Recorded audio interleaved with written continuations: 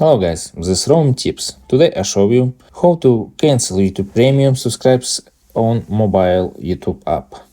Subscribe and give me a like if this video helps you, because your feedback helps me, and show you how to do it. Alright, and open YouTube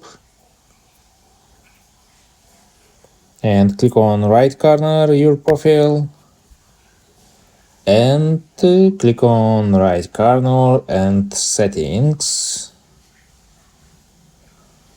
Open settings and click on purchase and memberships. Click on and search your subscribe and click on and cancel your subscribe.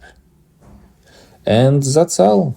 Subscribe and give me a like if this video helps you, because feedback helps me. Bye.